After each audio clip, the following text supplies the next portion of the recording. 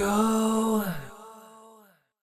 Welcome to Ask You Anything, our podcast where we take a deep dive into all things tech with the people who live and breathe it. Every session, we sit down with Moser Consulting's resident experts, engineers, analysts, leaders, and innovators to unpack the trends, insights, and real-world stories shaping technology and business today. From cybersecurity to data strategy to AI, cloud, and beyond, Ask You Anything brings you thoughtful conversations with people driving the future of tech.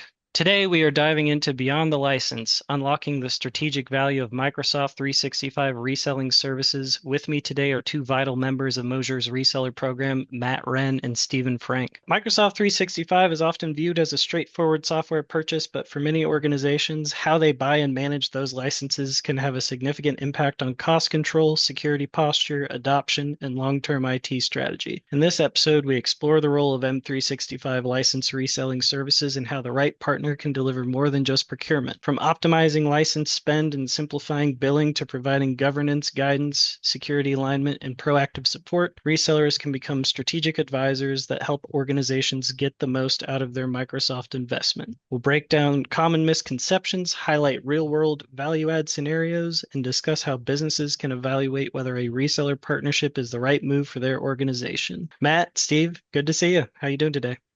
Hey, John. Thanks for having us on. Hey guys. Good to see you. Glad to have you. Obviously, in the world of Microsoft licenses and the ever-changing landscape there, what would you two say are the biggest challenges organizations face when purchasing and managing their M365 licenses directly from Microsoft? I mean, for me, it's Microsoft's changing every year.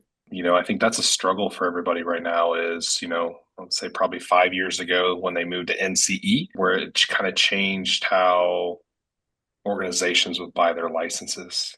Microsoft recently changed how they do their EAs, their enterprise agreements, to move it to what they call CSP partners, which is what we are, right? We partner with TD SYNNEX, who is the $60 billion gorilla in the room from a distributor perspective. And even though we probably could go direct with Microsoft with our, partnership that we have built, over the last few years, it sits on the partner advisory board for Microsoft globally that we can answer those questions that they may or may not get direct from Microsoft. Yeah, and Steve, what do you think might be another challenge they face? To piggyback on what Matt said, the partner program is certainly one of the largest challenges. As Matt mentioned, Microsoft changes their licensing, what's included, what's not included. Then just the simple fact of the names of the licenses. What do I need to do when I renew? On top of that, I would say in this day and age, cybersecurity is king right now, right? With a lot of the ransomware, phishing attacks, things like that. So what security plan do I need included with my Microsoft licensing? Microsoft has security suites within there, Microsoft Defender being one of them. So that's a question we get a lot of. How do I make sure I'm secure? Which plan is right for my organization? Who needs this license and who needs this license, depending on what their job does or job is throughout the day, as well as what sensitive information they have access to. So that's a question we get a lot around the licensing, on top of just like Matt mentioned, the changes that they make. It feels like almost every quarter they make a change to their licensing. It's hard to keep up with those as a, busy person running an organization, right? I know that not all companies have a CTO, CIO, director of IT. Sometimes they hand those responsibilities to non-IT folks. So it's like reading Greek for them, right? Completely different. Compared to going commercial direct, right? How does working with a M365 reseller go beyond just purchasing licenses for partners that you've worked with in the past? I know for us, right, especially from a managed services provider, right, MSP and MSSP as we are, I think it's the value add of having the experts in there, right? Understanding, John, I know we've worked a ton together on trying to figure out, does the organization have the right licenses, right? Is it a business premium or an E3 or an E5 to make sure that they're doing Intune or autopilot, to making sure when they get those laptops, it's kind of an easy button. I want to say easy button, but in the back end, setting it up is not the easy button, right? But it's really understanding how can you make that organization better. So I think, having a service provider in there can really understand what they should be using. If it's, if they're on a business basic, business standard, business premium to what Office E1, Office E3, Office E5 to M365, E3, E5. Now there's an E7 that was just announced. I was going to bring that up if you didn't. I saw that. I was like, great, another one, And then how they tie in, with, Microsoft is, it's kind of, and I know we'll talk about this later. I don't want to get too much into it, but is AI, right? And it's first adoption of AI. Microsoft has changed recently as of December 1st, where they offer business copilot. Now, a lot of resellers may not talk about that because they should be, right? If you have a business basic, business standard, business premium, you should be using business copilot because MSRP is $104 cheaper than what it is for realistically the Office and the Microsoft E packages. And they also just released a brand new month-to-month license only for business users. So Microsoft really wants you to adopt their Copilot versus using, the other ones that are out there, even though we as an organization use multiple ones because we have to as a consulting company. Yeah, I was just in a conversation today. I brought up, hey, for our strategic cadence coming up, I have some topical ideas. What's top of your mind, right? And first thing they said was AI, right? Not only continuing to grow their adoption and usage around Copilot, but also the best ways to try to cost optimize within that. That's a lot of the challenge I see, like related to both licenses and AI. How do we get these things at a decent price or in a controlled way? So kind of segueing out, because we kind of naturally went there. What financial or operational advantages can organizations gain from a reseller partnership? Well, I mean, not everybody does this, right? But utilizing a reseller, you should be getting a discount, to be perfectly honest. I mean, as everybody knows, as long as we get discounted, on a product, we give a discount to our customers. So that's one advantage they can use. I think another one is fully looking. So as of April 1st last year, the costs change. So annual paid monthly went 5% more than annual. And then you have monthly, which is 20% more than annual, 15% more than annual paid monthly. But you can change that, within 30 days. So it's staying in front of it. I know this year, July 1st is the date. July 1st, everything is realistically changing for Microsoft for pricing. I believe the only one that really isn't increasing, which I think is interesting, is Business Premium. It will be the same price, but it's going from 50 gigs to 100 gigs, which what they're trying to do too with the E3s, the E5s, give additional features to be able to utilize that. But they're really trying to make it cost effective for the organizations that have under 300 employees so they can do that. So really understanding the full environment of Microsoft. I mean, heck, we're hiring a full-time person just to handle it because the communication, we want to make sure that everybody stays up on it to the very thing we first talked about. It's Microsoft is Microsoft and they're always changing. Yeah, and I think the financials are pretty clear there, right? I think the operational advantages from having a reseller beyond just having that thought leadership and expertise extends into the simplicity of being able to get a quick report on license applied to who, right? For example, I know that very often, I wish it was less often. I know very often clients are curious, hey, because I get this email pretty frequently, hey, who all in my organization has what type of license? Should we change that? Or does this person really need the M365 E3 license that we have assigned to them? Can we like downgrade them or something? So having that kind of extension of the IT team's capabilities, if there is no IT team, I think is a value add as well. Piggyback off that too, John, is like we see it all the time when even we use internal at Moser, right? That's one thing that's really nice about Moser is I think Ty likes to say we eat our own dog food. I like to say we drink our own champagne. But at the same time is, when you offboard somebody, right? So you don't have those licenses sitting there. And where you know that, you say you have 100 licenses and then you offboard 3 people, you're at 97. Well, some organizations forget to take that off. So they see the utilization of 100 for 100 and they have to go buy more licenses versus doing the true offboarding pattern of making sure that you unclick that license, get them out of your Microsoft environments so you can free up some of those licenses from an operational standpoint. And I think those are huge things, right? For folks to be able to benefit from in relation to not just reseller, but also having a service provider externally if there is no internal IT team. Steve, you look like you had something on the topic. Matt just hit the nail on the head. He hit the words right out of my mouth there, just from a cost analyzation standpoint, right? And doing an analysis of their environment, like Matt mentioned, making sure that we're offboarding employees and then making sure the right licenses are assigned to someone. So Matt and I have a consultative approach when we go in and speak with our customers of, hey, here's what your license environment looks like today. Here's what we can do. This person doesn't necessarily need business premium, things like that. So we can go through and do that analysis exactly to Matt's point. So here's the big question. So how can IT leaders determine whether they're truly maximizing their M365 investment or leaving value on the table? That's a loaded question. I would say from a basic standpoint of understanding that, there are a lot of trainings out there. For instance, Matt and I are doing a lot of Copilot and AI trainings right now on behalf of Microsoft for some of our current customers, just so they understand use cases, what they can do with it, what they shouldn't do with it, making sure there's security protocols and standards like that in place.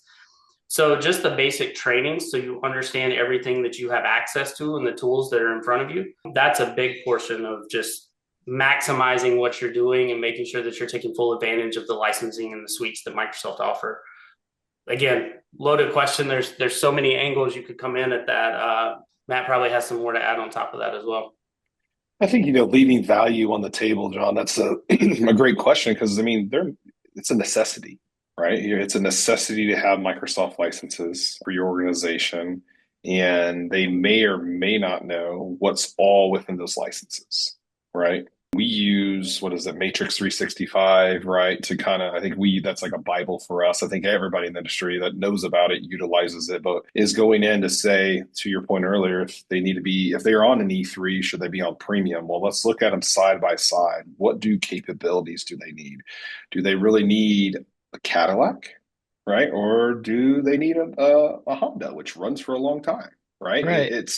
It's fully understanding what's in their environment. I think that's one thing we do as a good job from an MSP consulting organization that goes in there and fully understands what our customers need. Right. And that's, your team's role, right? From service delivery manager, account management, engagement manager. I know we switched names, quite a few times, but yeah.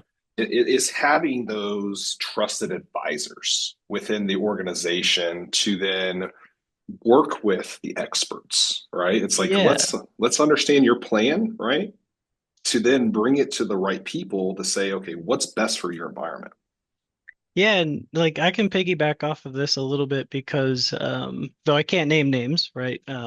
We recently did a migration for a local nonprofit away from Google Workspaces to M365.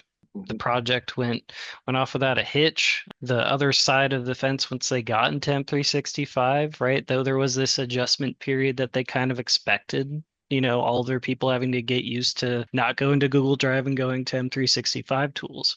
They kind of quickly reached their aha moment and are now more confident, satisfied, and like productive in the new tool set. One of the things that stood out to them in particular along the way leading up to and following the project, because they've been a client of ours for years, is, and I'll just read the quote out that they shared with me. Our partnership with Moser is a true partnership. It's not just transactional.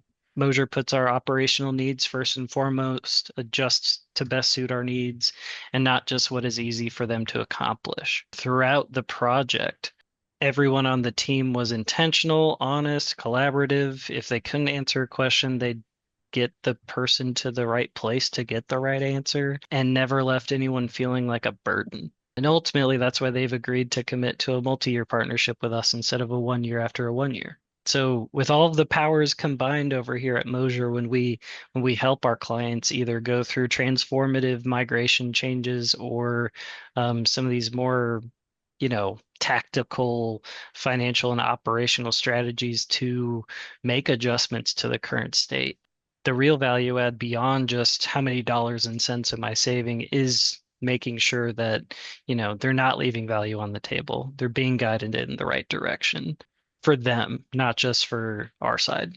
I always like to highlight that sort of thing. I think Past that's that, yeah. crucial Yeah, go to ahead. what you brought up, right? Is understanding the, what is it? The four different ways to buy Microsoft licenses through Microsoft, right? So you just talked about one nonprofit. Microsoft does do a really good job with the nonprofit industry of discounting licenses. And, it can be a little tedious, right? A little tedious to set up as a correct nonprofit to go through that you get those discounts for Microsoft. But I think that's one thing that Moser has the expertise in of showing, getting the organization accepted for the nonprofit designation by Microsoft to take advantage of those cost savings and free licenses that they give out there. But then you have the commercial market, right? You got to understand that. You have the non-GCC high, which is, a lot of organizations that don't want to go GCC high, they stay within GCC moderate. And then you have GCC high, which we don't do GCC high licenses. We partner with somebody because they're the expertise in that. So you have those pieces. Then you have your Azure side. And the Azure side is just as difficult, right, from a Microsoft licenses perspective, but we can procure, and that's where we do is from an organization is we help nonprofits, commercial, and government GCC high from an Azure perspective to make sure that they're set up correctly, their cost savings mechanisms that you go in, reviewing everything with them that they may or may not know because we have experts, in that space. And if we don't have an expert in a space, we're fortunate enough again to lean on a TD Synex, right, to answer some of those questions for us because it takes a village to partner with us. Yeah, I think it's important to highlight too that the simplification of billing in this sort of world, right? Because I've had clients who were commercial direct licensed. They get confused because they're getting hit with 5 or 6 different invoices for the various licenses they had in place. So I guess what does that look like when it comes to getting it through a reseller instead of direct from Microsoft? I say from us, right? Yeah, John, I've worked on those Microsoft billing issues Not direct from fun. Microsoft. No. And you're right. They do get, it's kind of like what we joke about with organizations that have multiple internet providers, right? And they get multiple licenses or get multiple bills for different locations for that. And that right there takes time. So if you can consolidate that, that could just save money just from a time perspective. And some people don't look at it like that, but it is. For us, we send one bill. Well, sometimes two. Let's rephrase that. It depends. We have some organizations that ask us to put their Azure as well as their Microsoft licenses onto one bill. Some want it separate. But what we do is, as well as we have dashboards. So yes, you can go into Microsoft and look at those, but we have our own dashboards set up for what they have from a monthly, annual, paid monthly, annual, just on the Microsoft licenses. But then they can go to another portal, look at their dashboards and see how much spend they're utilizing in Azure too. Amazing, right? Because I've definitely been the one to get the question of, can you pull all invoices from Microsoft Direct for the past however many months and tell me everything we were spending money on? I know that one of my clients in particular, names also not being named, right? They had high turnover in their finance department for a while, right? It was very difficult for them to keep up with knowing where their money was going in relation to the tech they need to be a functioning business. After some effort on both of our parts, right, we created a way where the person at the client side had the ability and the understanding to get in there and look themselves and track that and then have that be repeatable if there was further turnover in that role. So it's always interesting to see how these real world situations can have a different outcome just based on the involvement of another party. Beyond that, are there any kind of like final thoughts to kind of wrap it up and bring it home? Or because I know from my understanding and experience with reselling, I advocated often with our clients that some of the problems that they face are easier by having a reseller. Sometimes it's financial strain, sometimes it's operational strain, but usually on the other side of it, they have a better time. I would say from a reseller perspective related to Microsoft, having someone like a Moser Consulting help you with your licensing and be your trusted advisor, you can pick up the phone and call Matt and my cell phone. Microsoft no longer publishes their numbers from what I can find. I know they did away with this several years ago. There's like a customer service number. That's about all you can really get to. But having someone who is dedicated to you and who is there to help you with all of your licensing needs and having a team behind us, right? We have a lot of experts like yourself, John, that are on staff that can help and step in and do the heavy lifting for you. You no longer have to be the expert. You don't have to sort through this. We take the headache off of you and we take care of everything for you for those licenses. So you can pick up the phone and call us. We can be a consultant and then we can do the analysis of your environment, but also come in and help when things go wrong.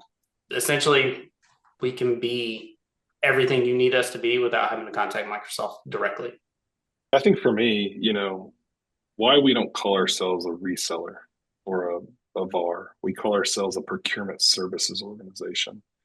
And it's something I always joke around with our customers now, as I've been with Moser for over 11 years. I ran sales for my first 8 years. And when I used to call customers, right, I had to sell them a service. I had to sell them managed services. I had to ask them to spend money with me, with our organization, which a lot of times they did, right? Because we're very good at what we do. But now it's a different type of conversation. It's consultative. It's where I'm going in and like, let me do a checks and balances for you. Let me see if you are getting the best price, or you're able to have some of these additional answers, additional tools that you really want from a partner, from a services organization that can do both. Moser forever, we didn't want to do reselling. Ty Moser didn't want to do it. We wanted to separate church and services as how we say it, but we want to make sure that the organization wasn't just getting a license because we were making more money. It's the right thing for the organization. So yes, is Moser's procurement services a division of Moser? 100% it is, but it sits outside of everything else. So, John's team, our other teams that we have, in our 4 divisions that do services can still go in there and make sure that they're doing the right thing and being a trusted advisor. And they're not just sales pitching Microsoft over Google or over something else. And it truly is the right thing. So then they can pass it to the procurement team. So the procurement team can go price for them to do, again, checks and balances. So I think, that's one thing I love about my role now from procurement services is going in to talk to organizations, and I'm either going to say, I'm going to save you money, or you have a really good price and you probably should stay with them, right? Is giving that advice to them. So I think that's one reason why we have been fortunate enough to grow this procurement services over the last 3 years that we have alongside of our services organization. Yeah, and I can say from outside looking in, it's been thrilling to see how much you guys have been able to help other organizations with their license challenges, finding them savings where you can. And I'm sure when the conversation is you're getting a really good deal here, you should keep it. They're almost happier to hear that than have to make a change. Right. And that also is a little bit of trust building as well. Because I'd imagine most places expect you to come in and be like, I can do better, That's like used car salesman that we don't do. So Right, exactly.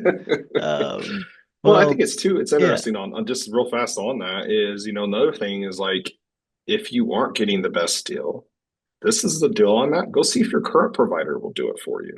Right. I've used that line. I mean, you've been on the call with me when I've used that line. And just because at the same time, I was like, it can be a headache.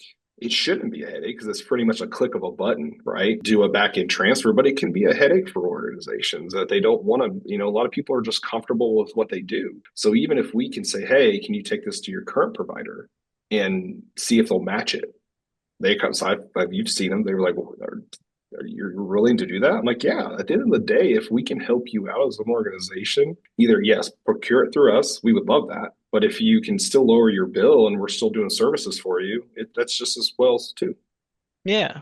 And it does tie back to much like my client said in my comment earlier in the story about the migration. It's not about the transactional relationship with Moser, right? We truly care about the success and what's best for them, not necessarily what's good or easy for us in some cases. If you want to reach out to our procurement services organization, email us at moserit.com. We'd love to chat with you. There's real people behind it. We have a full team of procurement services people that will actually reach out to you and give you a call. To Steven's point earlier, we're not, just robots answering a thing. There's real people behind these emails. Excellent. Well, thanks for tuning in to Ask You Anything. If you enjoyed the conversation, be sure to subscribe, leave a review, and share this episode with someone who loves talking tech as much as we do. We'll be back next week with more insights from the experts at Moser. Until then, stay curious.